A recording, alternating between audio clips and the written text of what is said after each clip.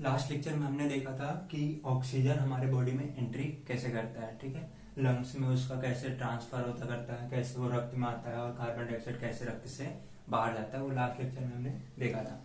तो अगर वो वीडियो नहीं देखा तो पहले आप वो वीडियो देख सकते हो कि ऑक्सीजन एंट्री कैसे करता है। अभी इस वीडियो में हम लोग को देखना है कि जो ऑक्सीजन आ गया अब इसका क्या यूज है। तो उससे पहले हम लोग श्वसन का डेफिनेशन एक बार और देख लेते हैं। श्वसन का मतलब क्या, सिंपल हम लोग समझते हैं कि सांस को अंदर लेना, सांस को बाहर छोड़ना, बट उतना ही वो उसका एक पार्ट है। सांस को अंदर लेना, सांस को बाहर छोड़ना।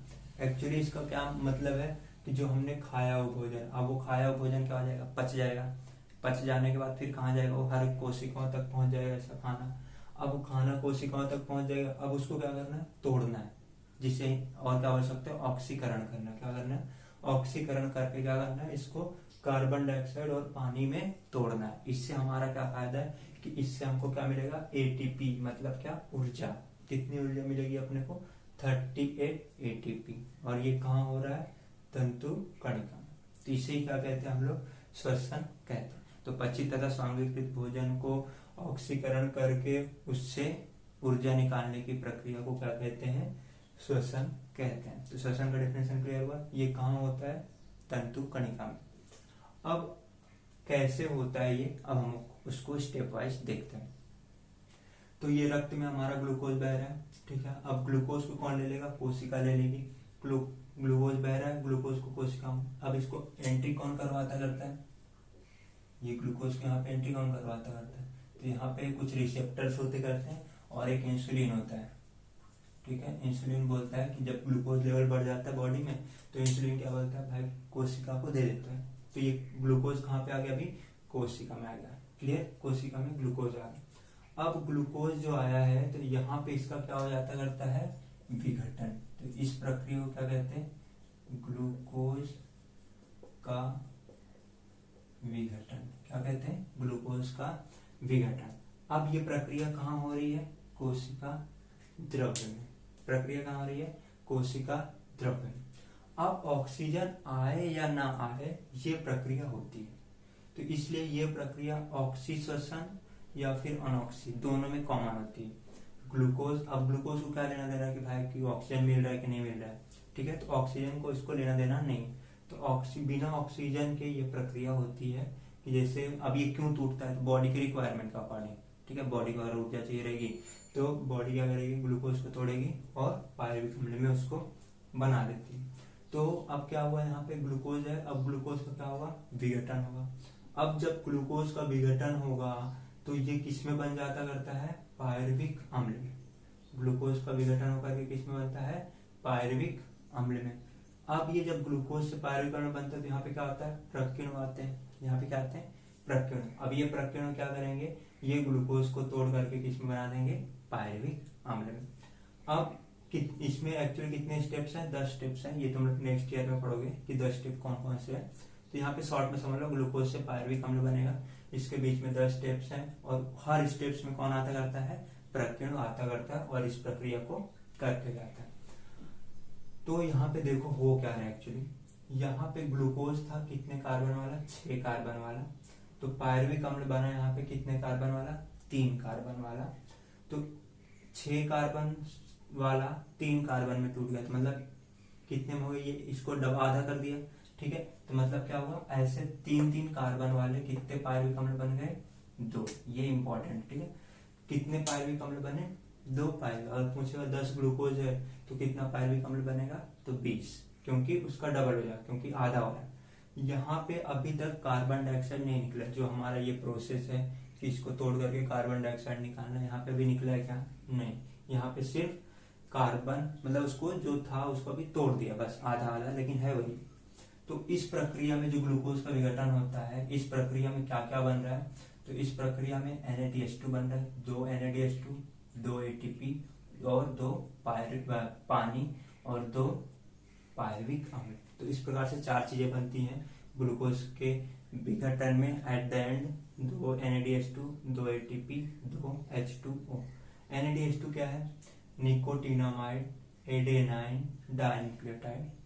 Nicotinamide adenine dinucleotide adenosine triphosphate. ATP क्या है? Adenosine triphosphate. तो ये दो चीजें। अब ये क्या होते हैं ये हम लोग नेक्स्ट लेक्चर में देखेंगे कि NADH2 और ATP इनका कैसे वर्क होता है और ये क्यों है। तो इस प्रकार से वो क्या हो गया, ग्लूकोज का पायरुविक अम्ल में विघटन हो गया। ये बिना ऑक्सीजन के हो रहा है, ठीक है, इसलिए ये ऑक्सीशोषण और अनऑक्सी में दोनों में कॉमन है। अब यहाँ पे इसको दो नाम देते हैं। पहला ग्लूकोज का विघटन, इसी को दूसरा बोलते हैं ग्लाइकोलिसिस। क्या बोलते हैं? ग्लाइकोलिसिस। ग्लाइकोलिसिस इसे क्यों बोलते हैं? क्योंकि इंग्लिश में बोला गया है ग्लाइको मतलब क्या? ग्लूकोज, लिसिस मतलब क्या? तोड़ना। तो ग्लूकोज को तोड़ना मतलब क्या? ग्लाइकोलिसिस। इसी का दूसरा नाम रखा गया है EMP पाथवे। क्या रखा गया? EMP pathway. तो इसका EMP क्यों? तो ये किसने, ये साइकिल किसने खोजी थी? तो ये 3 साइंटिस्ट ने खोजी थी, एम्बेडेन, मेयरहॉफ और पार्नार।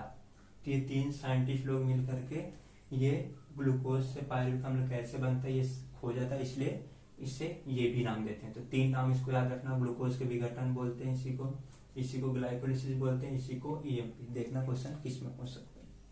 अब हमारा काम हो गया कि पायरुविक अम्ल बन गया। अब हमारा पायरुविक अम्ल बन गया। कहाँ पे बना है? कोशिका द्रव्य में। कोशिका द्रव्य में पायरुविक अम्ल बन गया। अब कंडीशन डिपेंड करती है। अब अगर बॉडी में ऑक्सीजन है, मतलब अगर ऑक्सीजन आया है तो नेक्स्ट ऑक्सी का श्वसन होगा, और अगर बॉडी में ऑक्सीजन नहीं आया है तो क्या होगा? वहां पे अनऑक्सी श्वसन होगा। अब पहले देखते हैं हम लोग कि अनऑक्सी श्वसन को देखें। अब पायरुविक अम्ल है, अब यहाँ पे बॉडी में ऑक्सीजन ही नहीं आया तो आगे का क्रेब चक्र और ETC चलेगा ही नहीं, ठीक है। तो अब ऑक्सीजन क्यों नहीं चल रहा है तो अब क्या होगा यहाँ पे? अब बॉडी तो कुछ है नहीं तो कुछ तो बनाएगी। तो अनऑक्सी श्वसन से बॉडी क्या करती है? अब हम लोग भी अनऑक्सी श्वसन कभी कभी करते हैं, जैसे हमारी वो RBC हमेशा अनऑक्सी श्वसन करती है। दूसरा मांसपेशी भी अनऑक्सी श्वसन करती है। कभी कभी जब एक्सरसाइज ज्यादा हो तो वहां पे उसको करना पड़ता है, क्योंकि एनर्जी की डिमांड ज्यादा होती है बॉडी को ज्यादा एनर्जी चाहिए, तो इसलिए क्या करता है वो कि फटाफट एनर्जी बनाने की कोशिश करता है, तो अनऑक्सी श्वसन कर लेता है, क्योंकि ऑक्सीजन इतना जल्दी पहुंच नहीं पाता है। तो RBC और मांसपेशी तो ये क्या करते हैं? अनऑक्सी श्वसन से किण्वन प्रक्रिया होती है, फर्मेंटेशन, उस प्रक्रिया से क्या बना देता है? लैक्टिक अम्ल। क्या बना देता है? लैक्टिक अम्ल। तो ग्लूकोज से पायरुविक अम्ल, अब यही पायरुविक अम्ल को कन्वर्ट किस में कर दिया जाएगा? लैक्टिक अम्ल में। ये 3 कार्बन वाला है तो ये भी कितने कार्बन वाला होता है? 3। यहाँ पे एक भी कार्बन बाहर नहीं निकलता, कार्बन डाइऑक्साइड नहीं। और इसके साथ क्या बनता है? 2 ATP। इसके साथ क्या बनता है? 2 ATP। तो ये कहाँ होता है? RBC और मांसपेशी के अंदर होता है। तो अब क्वेश्चन एक पूछा जाता है कि हम जहाँ एक्सरसाइज करते हैं तो हमें थकान होने लगती है, रीजन क्या है? तो थकान इसलिए होता है क्योंकि उस टाइम पे ऑक्सीजन नहीं रहता है तो ATP तो बनता नहीं, वो वाला 38। तो क्या होता है? ग्लूकोज का विघटन पायरुविक अम्ल से फिर मांसपेशी क्या बना देंगे? लैक्टिक अम्ल और 2 ATP। अब जैसे लैक्टिक अम्ल बनता है तो क्या होता है? हमारे जो मसल्स होते हैं उनके नीचे और ज्वाइंट्स के नीचे आके रुक जाता करता है। अब इससे होता क्या है कि थकान महसूस होना होता है, तो ये लैक्टिक अम्ल की वजह से होता है। अभी दूसरा तो ये हो गया मांसपेशी और RBC लैक्टिक अम्ल बनाते हैं और 2 ATP। दूसरे सूक्ष्म जीव जैसे बैक्टीरिया हो गए, बैक्टीरिया क्या करते हैं? यही पायरुविक अम्ल का अनऑक्सी श्वसन के ऑक्सीजन की अनुपस्थिति में विनेगर बनाते हैं। क्या बनाते हैं? विनेगर, जिसे सिरका भी बोलते हैं, ठीक है। विनेगर प्लस 2 ATP और 2 ATP भी बनाते हैं। उसके बाद फिर यहाँ पे भी कार्बन डाइऑक्साइड रिमूव होता है, ठीक है। उसके बाद फिर किण्व मतलब क्या? जिसे हम बेकर्स ईस्ट बोलते हैं, सैक्रोमाइसिस सेरेनेसी। ये क्या होता है? ये बेकरी वालों का दोष होता है, इसलिए बेकर्स ईस्ट बोलते हैं। मतलब क्या कि जैसे डबल रोटी, ब्रेड, टोस्ट, ये सब बनाने के लिए किण्व का उपयोग किया जाता है। इडली में किण्व का उपयोग किया जाता है। तो पायरुविक अम्ल रहेगा, उसका अनऑक्सी श्वसन से किण्व क्या करेगा? कौन सी प्रक्रिया करता है? किण्वन। कौन सी प्रक्रिया करता है? किण्वन। इस किण्वन प्रक्रिया से क्या बना देगा? उसको अल्कोहल, इसलिए देखो खट्टा लगता करता है। कार्बन डाइऑक्साइड रहेगा तो क्या हो जाएगा? देखो फूला हुआ दिखाई देता करता है। इडली में अगर रखोगे तो क्या होता है? फूला हुआ। अब वही उसी को अगर जब हम लोग सेकते हैं, जलाते हैं तो क्या होता है? पकाते हैं तो क्या होगा? कार्बन डाइऑक्साइड बाहर निकल जाए तो उसमें छेद रह जाते हैं। वही ब्रेड में, टोस्ट में यही होता है। और कितने ATP बनता है? 2 ATP यहाँ पे बनता है। तो समझ में आया? तो अनऑक्सीडेशन में अगर पूछ रहा है कि कितने स्टेप्स हैं तो 2 स्टेप है। पहला स्टेप है ग्लाइकोलिसिस, तो ग्लूकोज से पायरुविक अम्ल बन जाएगा, और दूसरा स्टेप आता करता है किण्वन। दूसरा स्टेप क्या आता है? किण्वन। किण्वन का प्रक्रिया डेफिनेशन क्या हो जाएगा कि कार्बोज पदार्थ, ग्लूकोज जो खाए, कार्बोज पदार्थ का रूपांतरण अल्कोहल तथा कार्बन डाइऑक्साइड में होना, अल्कोहल तथा कार्बन डाइऑक्साइड में होना, इस प्रक्रिया को क्या कहते हैं? किण्वन प्रक्रिया कहते हैं। ये कौन करता है? किण्व करता है।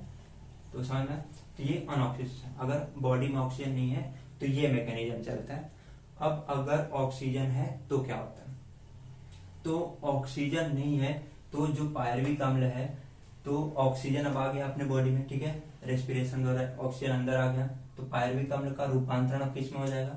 ये पायरुविक अम्ल का रूपांतरण अभी हो जाएगा एसिटिल CoA। किसमें हो जाएगा? Acetyl CoA। ये पायरुविक अम्ल, ये पायरुविक अम्ल का रूपांतरण किसमें हो जाएगा? Acetyl CoA। कैसे होता है ये और कहाँ होता है? तो ये पायरुविक अम्ल कहाँ आ जाता करता है? जैसे ऑक्सीजन रहेगा तो ये आ जाता करता है तंतु कणिका। ये क्या है? हमारी तंतु कणिका का कोशिका द्रव्य। तंतु कणिका का भी द्रव्य होगा, तो ये तंतु कणिका द्रव्य में आता है पायरुविक अम्ल। अब ये पायरुविक अम्ल क्या हो जाता है? एसिटिल CoA में बन जाता है। इसी को बोलते, इस प्रकार या इस स्टेप्स का नाम क्या है? जैसे इसे ग्लाइकोलिसिस, ग्लूकोज का विघटन ग्लाइकोलिसिस GMP बोलते हैं, तो इसको हम क्या बोलते हैं? पायरुविक अम्ल का एसिटाइलेशन। पायरुविक अम्ल का एसिटाइलेशन, या फिर इसी को स्टेप को इंग्लिश में बोलते हैं ऑक्सीडेटिव डीकार्बोक्सिलेशन। ठीक है, तो इस प्रकार से इसका भी नाम। तो अब यहाँ पे पायरुविक अम्ल से क्या हो जाएगा? एसिटिल CoA बन जाएगा। अब पायरुविक अम्ल कितने कार्बन वाला है? 3 कार्बन है यहाँ पे, और एसिटिल CoA जो बनता है वो कितने कार्बन वाला है? 2 कार्बन वाला। मतलब 1 कार्बन यहाँ पे गया है तो 1 कार्बन क्या हो जाता है? उड़ जाता है। तो यहाँ पे कार्बन डाइऑक्साइड बन के उड़ गया। तो देखो पहली बार ऑक्सीजन की उपस्थिति में 1 कार्बन डाइऑक्साइड निकला। तो समझ में, कार्बन डाइऑक्साइड ऑक्सीजन है, तो देखो पहला कार्बन डाइऑक्साइड निकला। अब जैसे ही एसिटिल CoA बना, जैसे ही एसिटिल CoA बना, तो ये कौन से साइकिल में चला जाता है? क्रेब चक्र। कौन से साइकिल में चला जाता है? ये क्रेब चक्र। अब क्रेब चक्र के साइकिल में जाने के बाद यहाँ पे क्या होता है वो ध्यान रखो। एसिटिल CoA आया, पायरुविक अम्ल से एसिटिल CoA बना, ये हो गया, और इसके साथ क्या बना? 1 कार्बन डाइऑक्साइड बाहर निकला और 1 NaDH2 बना। अब एसिटिल CoA आ गया। अब एसिटिल CoA को कौन लेता करता है? OAA, मतलब ऑक्सैलो एसिटेट बोलते हैं, या फिर ऑक्सैलो एसिटिक अम्ल। ऑक्सैलो एसिटेट या ऑक्सैलो एसिटिक अम्ल ये 4 कार्बन वाला कंपाउंड होता करता है। 4 कार्बन है, 1 2 3 4 कार्बन वाला। और एसिटिल CoA कितने कार्बन वाला है? 2। ठीक है, तो इस प्रकार से ये ऑक्सैलो एसिटिक अम्ल और एसिटिल CoA दोनों मिलकर के क्या बनाते करते हैं? साइट्रिक अम्ल बनाते हैं। क्या बनाते हैं? साइट्रिक अम्ल। ये कितने कार्बन वाला होता है? 6 कार्बन वाला होता है। क्या बनाते हैं? साइट्रिक अम्ल 6 कार्बन वाला।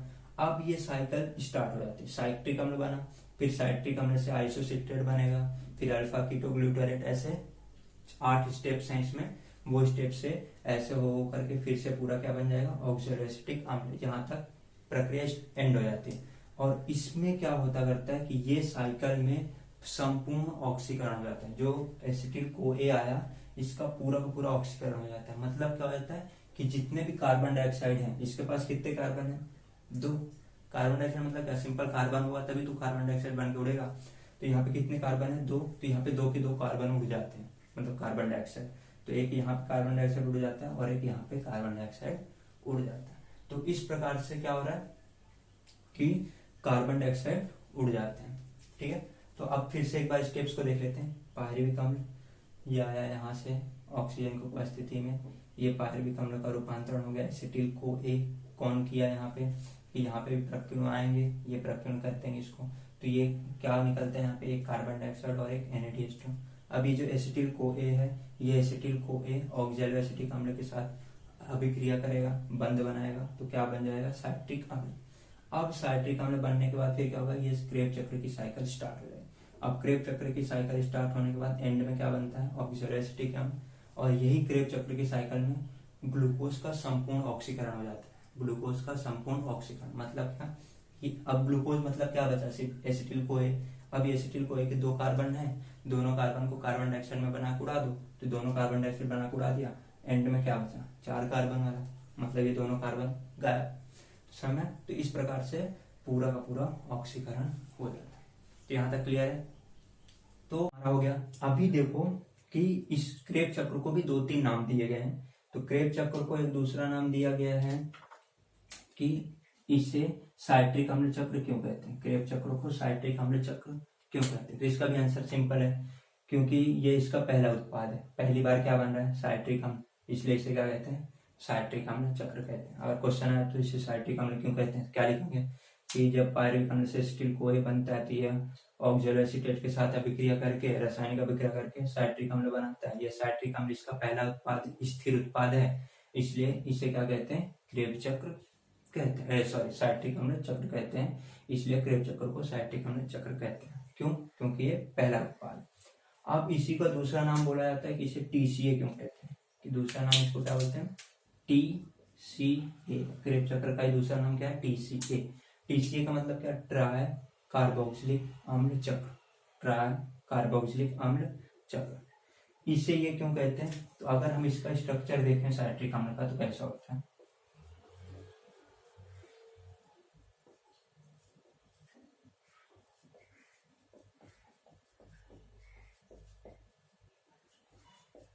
ये हमारा साइट्रिक अम्ल का स्ट्रक्चर है, ठीक है। तो अब देखो साइट्रिक अम्ल में कितना है, 3 है, COO है, COO है, CO है। ये 3 कार्बोक्सिलिक अम्ल है, इसलिए इसे क्या बोलते हैं, ट्राई, मतलब क्या, 3 कार्बोक्सिलिक अम्ल चक्र भी कहते हैं। इसे क्रेब चक्र क्यों कहते हैं, क्योंकि सर हैंस क्रेब ने इनको डिस्कवर किया था, इसलिए इसे क्रेब चक्र कहते हैं। तो यहाँ तक क्लियर। हुआ क्या, ग्लूकोज पायरुविक अम्ल ऑक्सीजन की उपस्थिति में पायरुविक अम्ल से एसिटिल को ए से क्रेब चक्र चल करके यहाँ पे पूरे के पूरे कार्बन डाइऑक्साइड निकल गया, संपूर्ण ऑक्सीकरण हो गया। यहाँ तक क्लियर। अब थोड़ा सा एक चीज ध्यान से सुनो यहाँ पे, कि यहाँ पे एक ग्लूकोज से कितना पायरुविक अम्ल बना था, 2। तो यहाँ पे अब सब जगह क्या हो जाएगा, हर जगह मल्टीप्लाई हो जाएगा कि नहीं। यहाँ पे ये तो एक पायरुविक अम्ल, अब यहाँ पे कितने हो जाएंगे, 2, क्योंकि यहाँ पे 2 है। तो एक बार आया तो ये साइकिल घुमाएगा, फिर से ये दूसरा वाला जो बच्चा वो फिर से एक बार साइकिल घुमाएगा। तो ये 2 पायरुविक अम्ल से 2 एसिटिल को ये 2 रहेंगे, तो ये भी सब डबल हो जाएंगे, ठीक है। अब ये डबल, तो क्रेब चक्र भी कितनी बार घूमेगी, 2 बार, क्योंकि पहली बार आया तो ये करा के चला गया, फिर दूसरा पायरुविक अम्ल आएगा, फिर दूसरा करा के जाएगा। तो इसलिए क्वेश्चन क्या पूछते हैं कि एक ग्लूकोज से बताओ कितना क्रेब चक्र चलता है। तो कितने क्रेब चक्र चलते हैं, 2। क्यों 2 क्रेब चक्र चलते हैं, क्योंकि 2 पायरुविक अम्ल बनते हैं। अब 2 पायरुविक अम्ल बने तो 2 एसिटिल कोए बनेंगे, तो 2 एसिटिल को के लिए 2 क्रेब चक्र चलेंगे। तो यहाँ तक क्लियर हो। अब यहाँ पे देखो क्या क्या बनता है। तो पहले NADH2 बनता है, ये एक साइकिल के। अब ये सब क्या हो जाएंगे, डबल, क्योंकि 2 बार साइकिल हो रहे हैं, तो सबको 2 से मल्टीप्लाई कर लो, सब डबल हो जाएंगे। समझ में आ रहा है डबल क्यों कर रहे हैं हम लोग, क्योंकि यहाँ पे ये साइकिल 2 बार जा रही है, एक बार नहीं, ठीक है। तो यहाँ पे सब डबल हो जाएंगे। तो इधर पे 2 NADH2, 2 कार्बन डाइऑक्साइड निकल गए, 2 NADH2, 2 कार्बन डाइऑक्साइड निकल गए, 2 ATP बनेगा, 2 FADH2 बनेगा और 2 NADH2 बनेगा। तो इस प्रकार से कितने NADH2 हो गए, 2 2 4 2 6 NADH2 हो गए। कार्बन डाइऑक्साइड कितने निकले, 2 2 4 यहाँ पे निकले और 2 यहाँ पे, 6। तो देखो कितने कार्बन डाइऑक्साइड बाहर निकले, 6 बाहर निकले। तो ये 6 कार्बन डाइऑक्साइड इस प्रकार से बाहर निकलते। तो क्रेब चक्र में पूरा का पूरा काम हो जाता है। अब लास्ट स्टेप आती करती है ETC। लास्ट स्टेप क्या आती करती है, ETC, जिसे हम लोग बोलते हैं इलेक्ट्रॉन संवहन श्रृंखला। क्या बोलते हैं, इलेक्ट्रॉन संवहन श्रृंखला। अब ये क्या होती है और ये क्यों कर रहे हैं साइकिल, इसको करने का हमारा मकसद एक ही है। ये जो NADH2 और FADH2 जितने भी NADH2 और FADH2 बना हुआ है, इसको हमको एनर्जी में कन्वर्ट करना है। क्योंकि हमारी बॉडी ना सिर्फ ATP को यूज करती है, हमारी बॉडी क्या करती है, सिर्फ ATP को यूज करती है, NADH2 को नहीं। तो अब हम क्या करते हैं कि ये NADH2 और FADH2 इसको कन्वर्ट करते हैं ATP में। इसको कन्वर्ट किस में करते हैं, ATP में। उसके लिए हम लोग क्या चलाते हैं, इलेक्ट्रॉन संवहन श्रृंखला, इलेक्ट्रॉन ट्रांसपोर्ट चेन। तो कैसे होता है ये, अब हम लोग उसको देखते हैं। तो ये ETC कहाँ होती है, पहले वो ध्यान सुनो। ये जो आंतरिक मेम्ब्रेन है, तंतुकणिका के जो आंतरिक मेम्ब्रेन है, उसी के अंदर ये होता करता है। उसी के अंदर ऐसे रिसेप्टर्स लगे होते करते जिसे साइटोक्रोम्स बोलते करते हैं, ये साइटोक्रोम्स लगे होते हैं। अब यहाँ पे होता क्या, इलेक्ट्रॉन का बस ट्रांसफर होता है। यहाँ पे क्या होता करता है, इलेक्ट्रॉन, ये इलेक्ट्रॉन आया, इलेक्ट्रॉन इधर इधर, इलेक्ट्रॉन का ऐसे क्या होगा, ट्रांसफर होगा, बराबर। अब ये इलेक्ट्रॉन का ट्रांसफर होगा तो ये जो ऑक्सीजन आया था, तो अभी तक तुमने इसका यूज ही नहीं देखा कि ऑक्सीजन का क्या यूज है। तो अब एक्चुअली यहाँ पे ऑक्सीजन का क्या होता है कि जो इलेक्ट्रॉन का ट्रांसफर हो रहा है, अभी इलेक्ट्रॉन का ट्रांसफर कैसे हो रहा है वो देखो, ये देखो ये NaDH2 है, बराबर। अब इसको ये तोड़ दिया जाता है, NaD,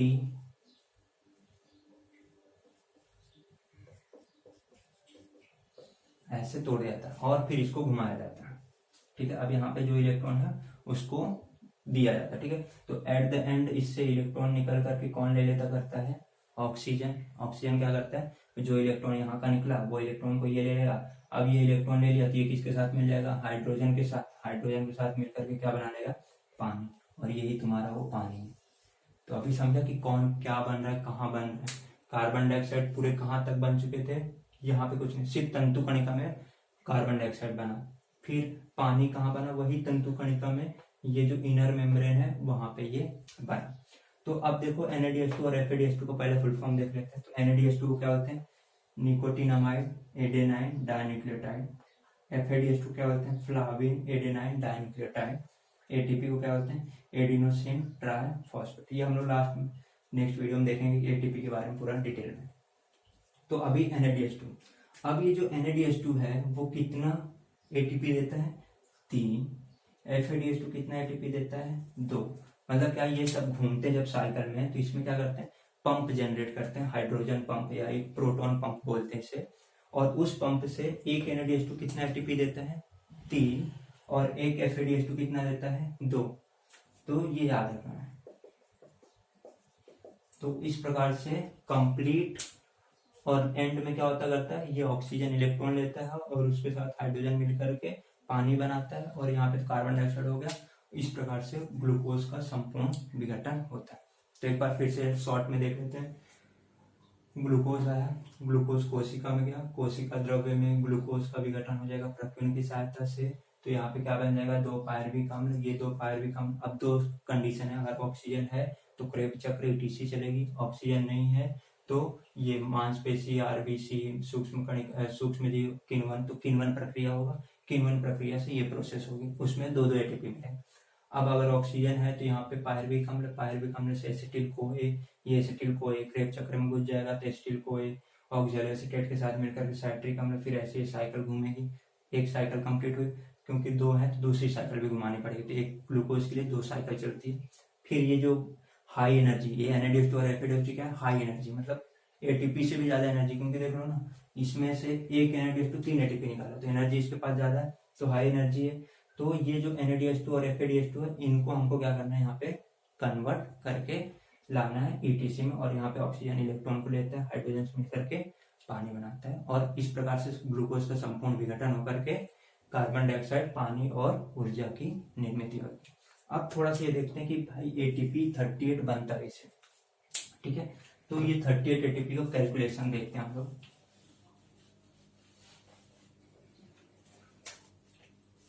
यहाँ पे कितना, अब देखो ये याद रखना पहले, NaDH2 कितना बनाता है, 3, FADH2 कितना बनाता है, 2।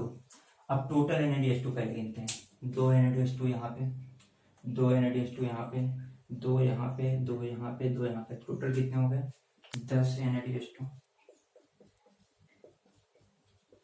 10 NaDH2 मतलब कितने ATP हो गए, 30 ATP, 1 से 3 तो 10 से कितना, 30। अब देखो FADH2, FADH2 कितना है, 2 FADH2 मतलब कितना हो गया, 4 ATP, 1 से 2, 2 से 4।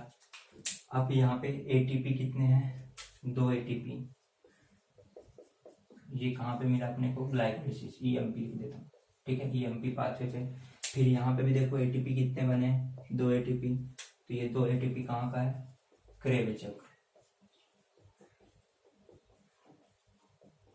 2 ATP कहाँ का, क्रेब्स चक्र।